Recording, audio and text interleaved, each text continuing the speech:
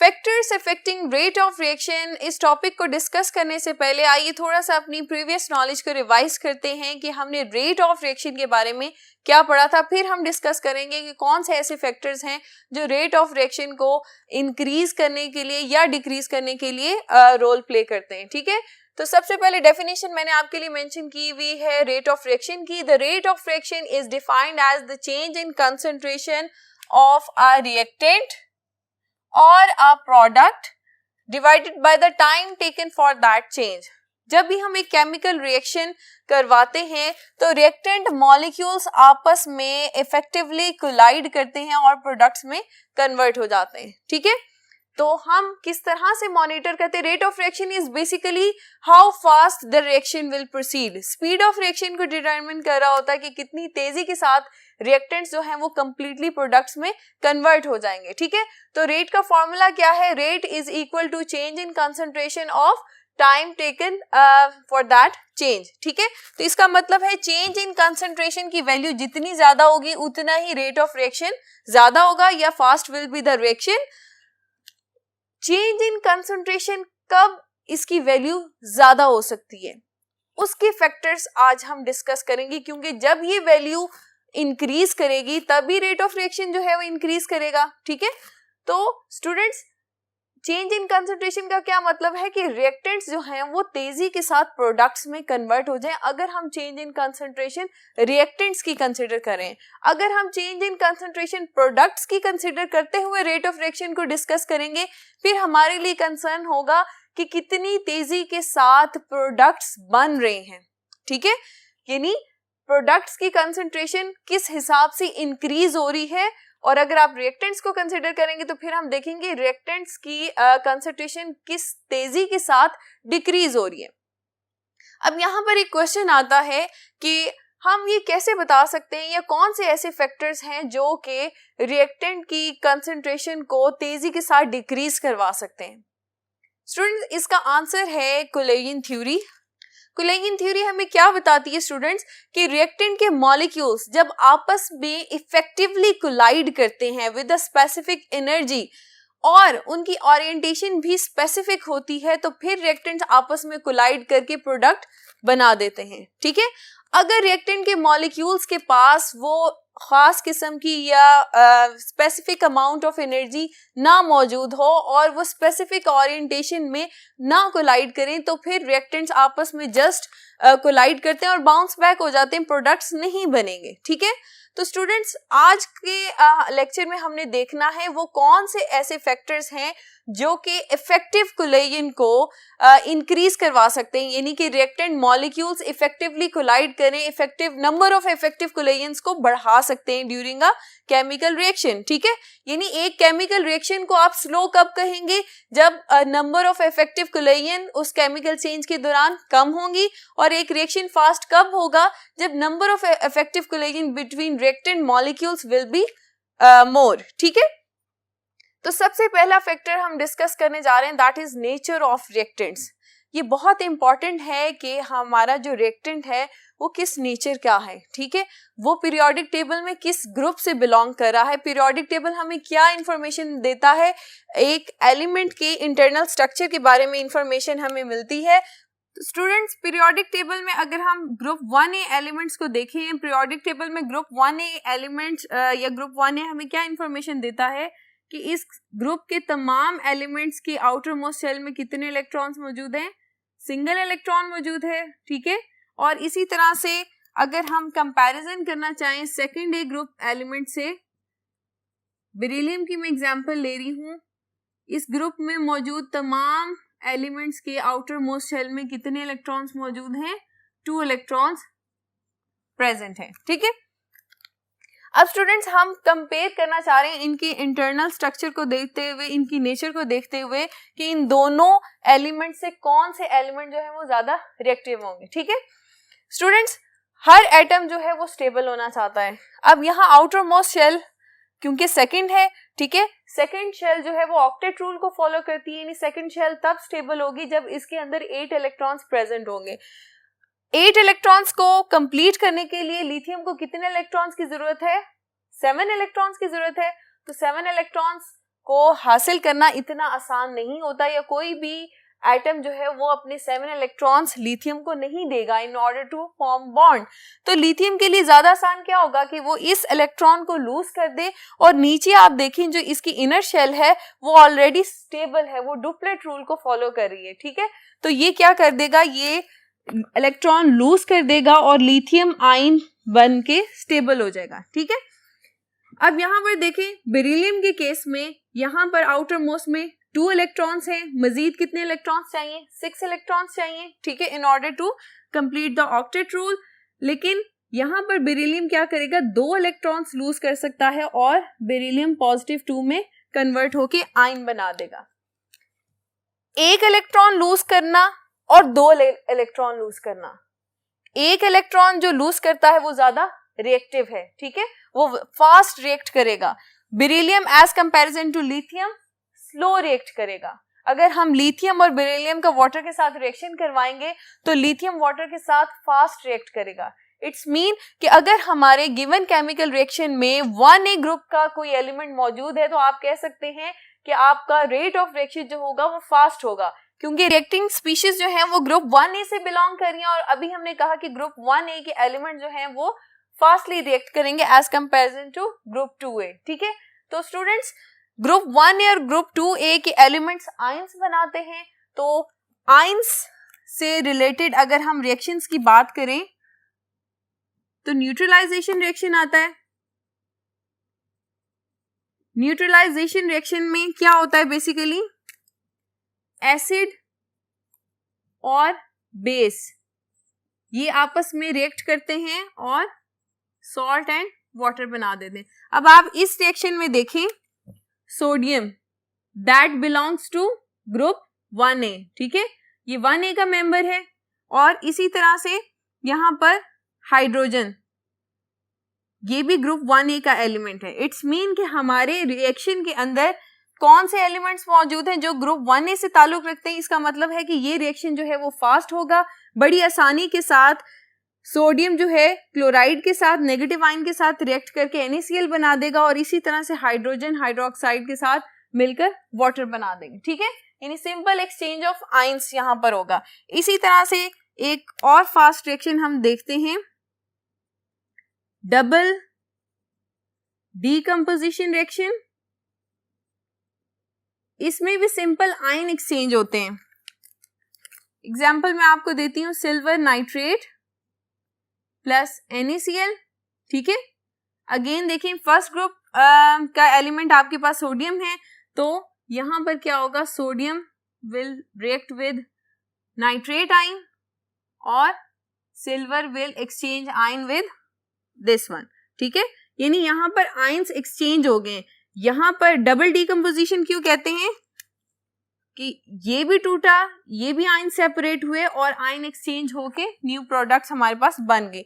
तो neutralisation reaction हो गया, डबल डीकंपोजिशन। इसके अंदर सिंपल क्या हो रहा है कि आयंस एक्सचेंज हो रहे हैं, तो इसलिए इस तरह के रिएक्शन जो होते हैं वो फास्ट होते हैं as comparison to oxidation reduction reactions. Oxidation reduction reactions में क्या होता है, इलेक्ट्रॉन्स या तो एक्सेप्ट करता है एक एलिमेंट या तो लूज करता है, ठीक है। तो वहां पर वो ज्यादा टाइम कंज्यूमिंग होता है as comparison to this reaction. तो ये देख लें न्यूट्रलाइजेशन और डबल डीकंपोजिशन में कौन से एलिमेंट्स इन्वॉल्व हैं, ग्रुप 1A के एलिमेंट्स इन्वॉल्व हैं। तो ये दोनों टाइप के रिएक्शन जो है इनका रेट ज्यादा है as comparison to oxidation reduction reaction, या आप कह लें कि कॉम्प्लेक्स रिएक्शन जो होते हैं उनकी स्पीड स्लो होती है, ठीक है, क्योंकि उसके अंदर अदर देन ग्रुप 1A और ग्रुप 2A एलिमेंट्स उनके अंदर जो है वो पार्ट ले रहे हैं for completing a chemical reaction, ठीक है। तो आपने देखा कि nature of reactant rate of reaction पे कैसे इफेक्ट करेंगे।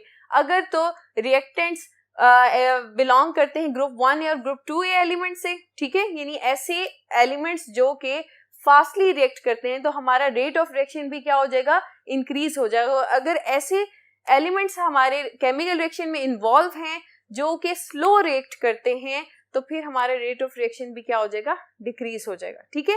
आइए नेक्स्ट फैक्टर को डिस्कस करते हैं, that is concentration. Students next factor है concentration of reactants. Concentration of reactant rate of reaction को बहुत ज्यादा इफेक्ट करती है। किस तरह से, अभी जैसे हमने बात की कि रिएक्टेंट्स को प्रोडक्ट्स में कन्वर्ट होने के लिए रिएक्टिंग मॉलिक्यूल्स के दरमियान इफेक्टिव कोलाजन होना जरूरी है। इफेक्टिवली वो कब कोलाइड करेंगे, जब रिएक्टेंट के मॉलिक्यूल्स एक दूसरे से बहुत ज्यादा क्लोज होंगे। वो क्लोज कब होंगे, जबकि रिएक्शन मिक्सचर में नंबर ऑफ रिएक्टेंट मॉलिक्यूल्स, उनकी तादाद क्या होगी, ज्यादा होगी। ठीक है, फॉर एग्जाम्पल अगर मैं आपके सामने एक कंटेनर ले रही हूं, ठीक है, अब यहां पर ये रिएक्टेंट मॉलिक्यूल्स हैं, ठीक है, इस जार के अंदर रिएक्टेंट मॉलिक्यूल्स की कंसंट्रेशन क्या है, ज्यादा है, तो यहाँ पर चांस ज्यादा है कि ये रिएक्टिंग मॉलिक्यूल या ये मॉलिक्यूल दूसरे रिएक्टेंट मॉलिक्यूल के साथ आपस में कोलाइड करे, इफेक्टिव कोलाजन के नतीजे में एक प्रोडक्ट यहाँ पर बन जाए। ये रेड वाला आपका प्रोडक्ट होगा, ये आपस में इफेक्टिवली कोलाइड करें और प्रोडक्ट बन जाए। इसी तरह से इनके दरमियान भी इफेक्टिव कोलाजन हो और ये प्रोडक्ट में कन्वर्ट हो जाए। ठीक है, लेकिन स्टूडेंट्स अगर कंसंट्रेशन कम होगी, कंसंट्रेशन कम होने से क्या होगा, रिएक्टेंट मॉलिक्यूल्स तो बहुत दूर दूर है, तो उनको ज्यादा टाइम लगेगा कि रिएक्टेंट मॉलिक्यूल्स एक दूसरे के करीब आए, और फिर जब उन्हें चांस मिलेगा फॉर इफेक्टिव कोलाजन, तब जाके वो रिएक्टेंट जो है वो प्रोडक्ट्स में कन्वर्ट होंगे। तो इट्स मीन कि जब आप कंसंट्रेशन बढ़ाते हैं तो फिर इफेक्टिव कोलाजन के चांसेस भी ज्यादा होते हैं, और फिर as a result rate of reaction जो है वो इंक्रीज हो जाता है। ठीक है, गैसेस के केस में हम क्या करते हैं, कंसंट्रेशन बढ़ाने के लिए हम प्रेशर इंक्रीज कर देते हैं। प्रेशर इंक्रीज करने से क्या होता है, देखिए अब यहाँ पर मॉलिक्यूल्स एक दूसरे से दूर दूर हैं, जब इसी रिएक्शन मिक्सचर में हम प्रेशर बढ़ा देंगे तो क्या होगा, मॉलिक्यूल्स एक दूसरे के, यही मॉलिक्यूल्स एक दूसरे के करीब आ जाएंगे, और करीब आने से क्या होगा, इफेक्टिव कोलाजन ज्यादा होगी। इफेक्टिव कोलाजन ज्यादा होगी तो फिर रिएक्टेंट जो है वो रेडिली कन्वर्ट हो जाएंगे प्रोडक्ट्स में, तो रेट ऑफ रिएक्शन जो है वो बढ़ जाएगा। ठीक है, तो इसके लिए मैं आपको एग्जांपल साथ देती हूँ इसी कॉन्सेप्ट को मजीद क्लियर करने के लिए। फर्स्ट एग्जांपल है कंबशन की। स्टूडेंट्स अगर आप देखें माचिस की तीली अगर इस ओपन एयर में हम जलाएंगे तो वो नॉर्मली बर्न होगी। ठीक है, क्योंकि यहाँ ओपन एयर में ऑक्सीजन की परसेंटेज कितनी है, 21% of oxygen is present in the air. ठीक है, combustion in air 21% oxygen present होने की वजह से कंबस्टन का जो रेट होगा वो नॉर्मल होगा। लेकिन अगर आप मैच स्टिक को ऑक्सीजन सिलेंडर के अंदर बर्न करवाएं, ठीक है, तो फिर क्या होगा, ऑक्सीजन एक्सेस में मौजूद है, ऑक्सीजन की कंसंट्रेशन ज्यादा है, तो वहां पर कंबस्टन रेट जो है वो फास्ट हो जाएगा। ठीक है, प्योर ऑक्सीजन इसमें बर्निंग जो है वो फास्ट होगी और यहाँ पर स्लो कंबस्टन होगी। ठीक है, ये आपने एक बड़ी सिंपल सी एग्जांपल देखी। इसी तरह से स्टूडेंट्स सेकंड एग्जांपल देखते हैं, कैल्शियम कार्बोनेट या आप कह लेंगे लाइम रिएक्ट विद HCl। अब लाइम स्टोन को जब आप HCl के साथ रिएक्ट करवाएंगे और HCl की डिफरेंट कंसंट्रेशन के साथ अगर आप रिएक्ट करवाएं, आपके सामने देखिए हमने 3 एक्सपेरिमेंट्स रखे हुए और तीनों एक्सपेरिमेंट्स में HCl की कंसंट्रेशन डिफरेंट है। तो जिसके अंदर HCl की कंसंट्रेशन सबसे ज्यादा है, अब आप देख सकते हैं कि वो रिएक्शन सबसे ज्यादा फास्ट हो रहा है, और जैसे जैसे हमने HCl की कंसंट्रेशन कम की है तो रिएक्शन जो क्या हो रहा है, स्लो हुआ है। ठीक है, यानी जिस एक्सपेरिमेंट में HCl की कंसंट्रेशन कम थी वो उसका रेट ऑफ रिएक्शन क्या है, स्लो है, और जिसमें HCl की कंसंट्रेशन ज्यादा थी उसका रेट ऑफ रिएक्शन क्या है, फास्ट है। ठीक है स्टूडेंट्स, अगर हम ये जानना चाहते हैं कि हम एक पूरा एक्सपेरिमेंट जो है प्लान करें और उससे फिर डेटा कलेक्ट करें और फिर देखें क्या वाकई ये बात दुरुस्त है कि कंसंट्रेशन इफेक्ट करती है रेट ऑफ रिएक्शन के लिए, तो स्टूडेंट्स उसके लिए हम एक रिएक्शन प्लान करते हैं 2NO plus 2 hydrogen, they will react and form hydrogen plus nitrogen gas। ठीक है, ये एक रिएक्शन है, इसको हम किस तरह से एक्सपेरिमेंटली इफेक्ट ऑफ कंसंट्रेशन देखेंगे। यहाँ पर 2 रिएक्टेंट्स है ना, हम क्या करेंगे स्टूडेंट्स, 6 एक्सपेरिमेंट्स हम प्लान करने वाले हैं। 6 एक्सपेरिमेंट्स कुछ इस तरह से प्लान करेंगे कि 3 एक्सपेरिमेंट्स में हाइड्रोजन की कंसंट्रेशन कांस्टेंट रखेंगे और इसकी जो क्वांटिटी होगी वो एक्सेस में होगी, ठीक है। कंसंट्रेशन कांस्टेंट और अमाउंट जो है वो लार्ज एक्सेस में और थ्रू आउट द रिएक्शन जो है कांस्टेंट रहेगी।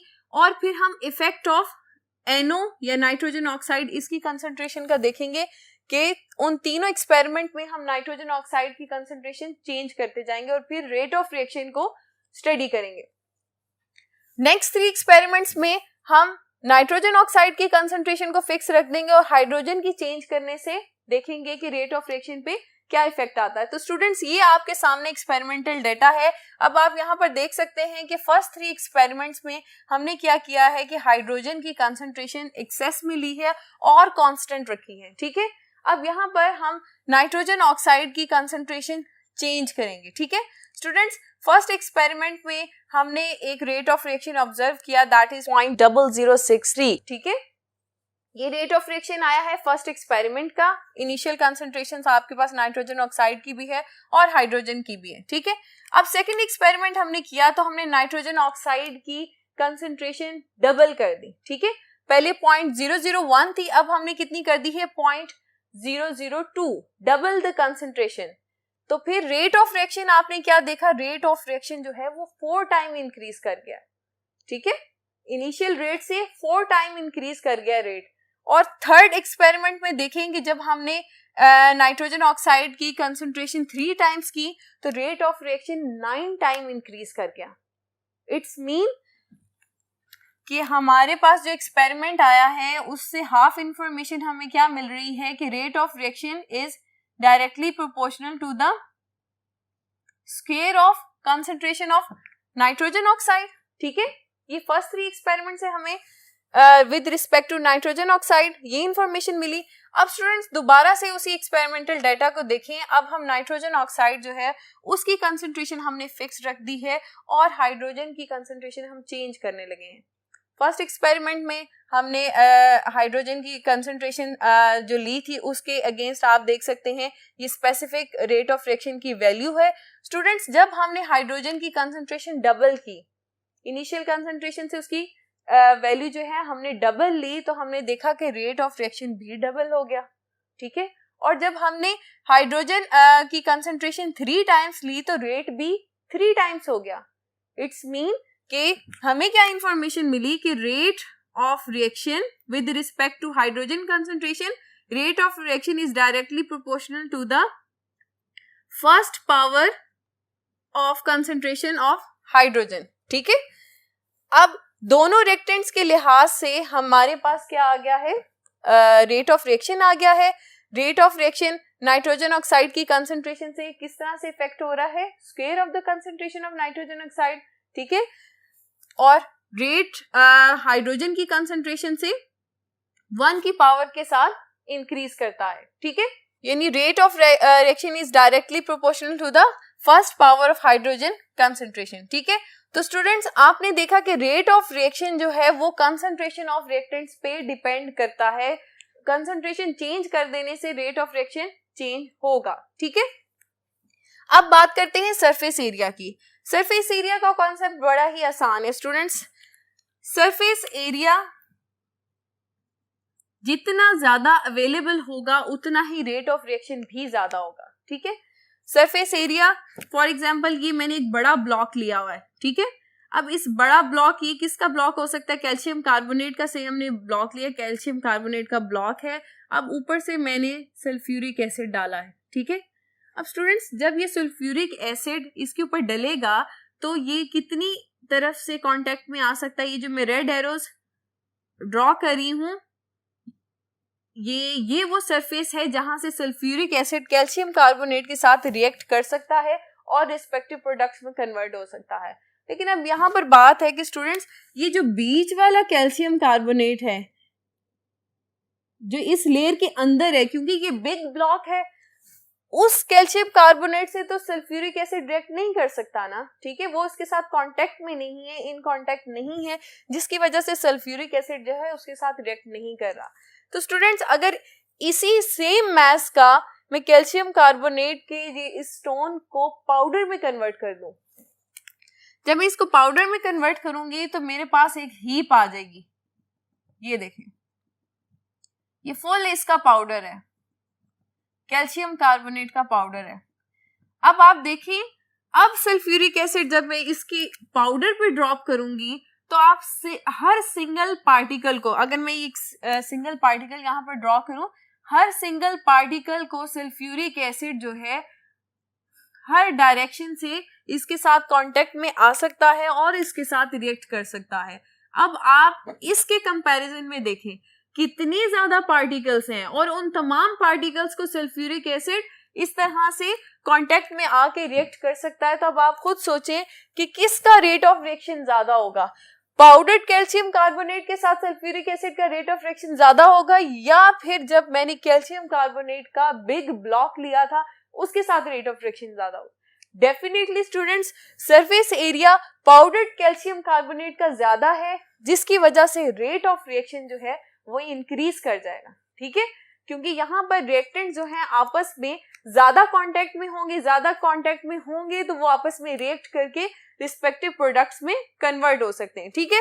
तो स्टूडेंट्स, आप देख लें, यहाँ पर आपके पास रिएक्शन है aluminium reacting with sodium hydroxide water और अपने रिस्पेक्टिव प्रोडक्ट्स में कन्वर्ट हो रहा है। अगर आप एल्यूमिनियम फॉइल यूज करेंगे, एल्यूमिनियम की शीट यूज करेंगे, बारीक फॉइल यूज करेंगे, तो उसका रेट ऑफ रिएक्शन क्या होगा, स्लो होगा। और अगर आप पाउडर्ड एल्यूमिनियम लेंगे इस रिएक्शन में, तो फिर रिएक्शन कहां पर फास्ट होगा, पाउडर्ड एल्यूमिनियम का, एल्यूमिनियम पाउडर जो है इसका रेट ऑफ रिएक्शन फास्ट होगा और फॉइल वाली का क्या होगा, स्लो होगा, ठीक है। ये आपके पास कैल्शियम कार्बोनेट और सल्फ्यूरिक एसिड की जो मैंने अभी एग्जांपल दी थी वो आपके सामने आ गई है, ठीक है। Hope so student, surface area का कॉन्सेप्ट आपके क्लियर हुआ होगा कि जब भी आप एक अपने रेट ऑफ रिएक्शन को फास्ट करवाना चाहते हैं तो आपने इस चीज का बहुत ज्यादा ध्यान रखना है कि आपके रिएक्टेंट्स जो हैं वो किस फॉर्म में हैं। अगर आप उन्हें पाउडर फॉर्म में लेंगे तो वो उनका रेट ऑफ रिएक्शन फास्ट होगा, ठीक है। अगर उनका सोल्यूशन बनना पॉसिबल है तो बेहतर है, सोल्यूशन के अंदर वो और ज्यादा रिएक्टिव हो जाएंगे, क्योंकि सोल्यूशन के अंदर वो किस फॉर्म में होंगे, आयंस की फॉर्म में होंगे। और अभी हमने डिस्कस किया था कि आयंस की फॉर्म में जो सिंपल क्या होती है, डिस्प्लेसमेंट होती है, आयंस की डिफरेंट पॉजिटिव और नेगेटिव आयंस एक्सचेंज होते हैं और प्रोडक्ट्स में कन्वर्ट हो जाते हैं, तो रेट ऑफ रिएक्शन क्या होता है, फास्ट होता है, ठीक है। आइए स्टूडेंट्स, नेक्स्ट फैक्टर को स्टडी करते हैं, दैट इज द लाइट। जी स्टूडेंट्स, अब देखते हैं कि लाइट ये किस तरह से रेट ऑफ रिएक्शन को इफेक्ट कर सकती है। लाइट बेसिकली क्या है, लाइट के अंदर क्या मौजूद होती है, एनर्जी मौजूद होती है in the form of photons, ठीक है। फोटॉन्स क्या है, एनर्जी पैकेट्स हैं। तो स्टूडेंट्स, जब लाइट रिएक्टेंट्स पे फॉल करती है, रिएक्टेंट मॉलिक्यूल्स को जब आप इरेडिएट करते हैं, इरेडिएट का मतलब क्या है कि लाइट उसके ऊपर फॉल होगी और मॉलिक्यूल्स, रिएक्टेंट मॉलिक्यूल्स हैं, उस लाइट को एब्जॉर्ब करेंगे, तो क्या होगा कि लाइट की एनर्जी जो है उन रिएक्टेंट मॉलिक्यूल्स के अंदर शामिल हो जाएगी।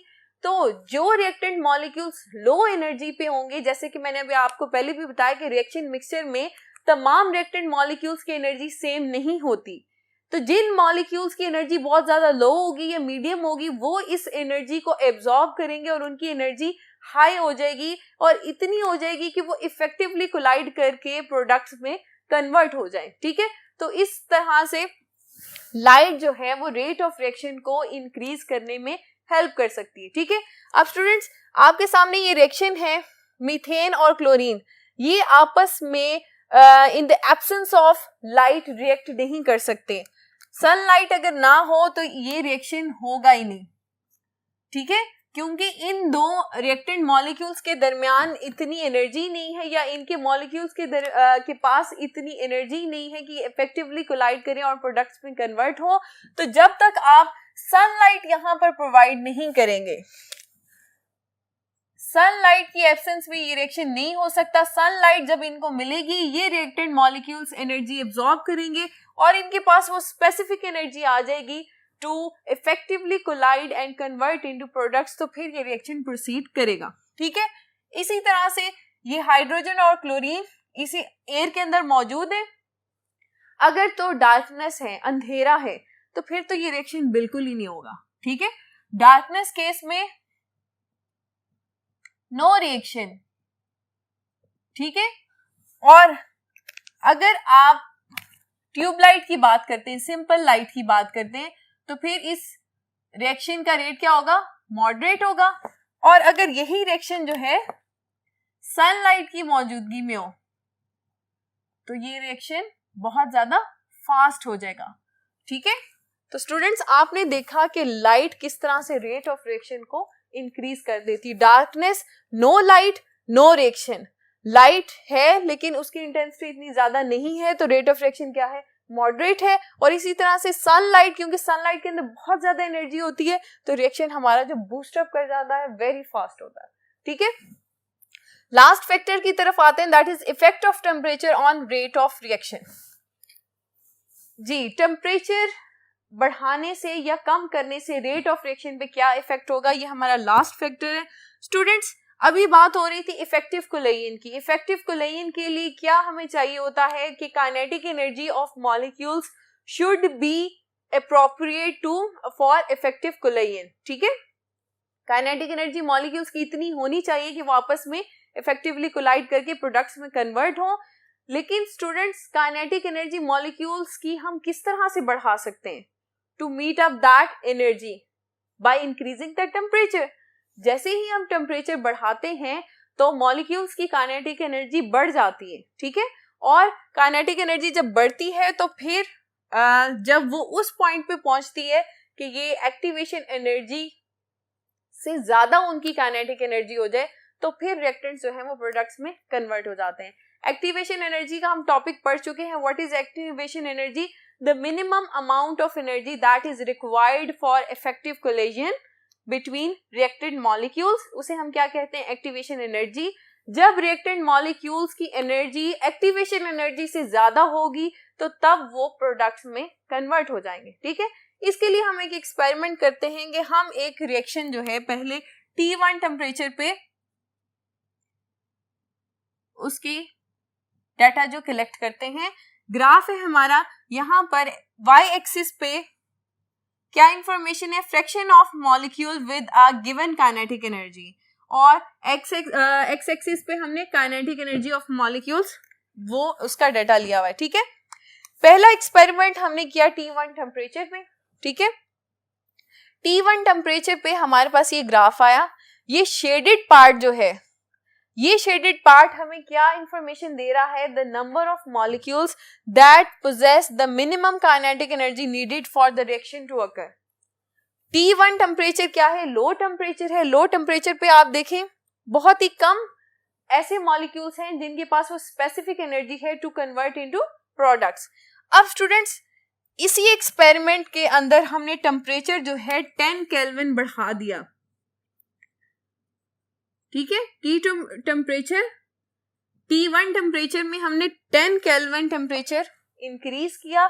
तो जब टेम्परेचर इंक्रीज हुआ तो number of kinetic energy of molecules बढ़ गई। काइनेटिक एनर्जी ऑफ मॉलिक्यूल्स जब बढ़ी तो फिर हमने T2 टेम्परेचर पे हमारे पास ये ग्राफ आता है जो हमें बता रहा है कि टेम्परेचर बढ़ा देने से number of molecules possessing the minimum kinetic energy needed for reaction to occur वो अप्रोक्सीमेटली डबल हो गई। इट्स मीन कि जब काइनेटिक एनर्जी मॉलिक्यूल्स की इंक्रीज हुई तो फिर क्या होगा, effective number of effective collisions बढ़ जाएंगी। जब number of effective collisions increase कर जाएंगे तो फिर रेट ऑफ रिएक्शन क्या हो जाएगा, फास्ट हो जाएगा।